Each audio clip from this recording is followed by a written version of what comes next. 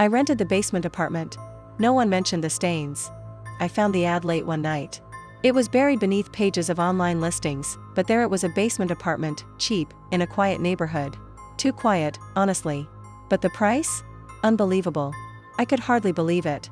And after my last place, I was desperate. I remember the first time I saw the building.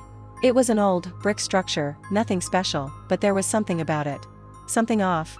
The windows above me were small, almost like the place had been forgotten by time. But Mrs. Eston, the landlord? She assured me it was perfect for someone like me. The apartment itself wasn't much, cramped, musty, with a thin window that looked out to a small garden.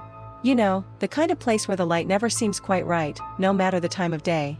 She told me it was recently renovated and I nodded, smiling. She had this way of talking too.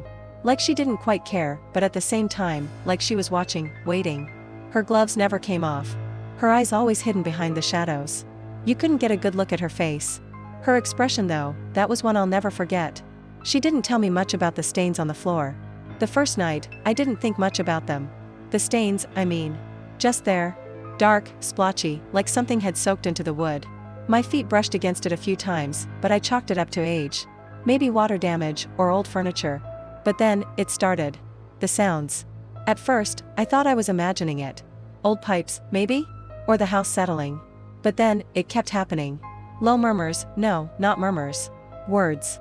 At night, when the apartment was dark, I'd hear them coming from the floor, the walls. The stains. They whispered. It wasn't long before the stains started to change. They spread out, darkening as though something was feeding into them. The air in the apartment grew heavier, colder. Every time I walked across the floor, the sensation was like stepping on something wet. But there was never any water. No sign of it. And Mrs. Eston? Every time I asked her about it, she gave me that same cold, emotionless stare. It's just old wood, she'd say. Nothing to worry about. But her eyes always flickering to the stains, like she knew something I didn't. Like she was waiting for something. It wasn't until the second week, when I woke up to the sound of scratching. Sharp, frantic. It was coming from beneath the floorboards, but no one had mentioned any creatures living here.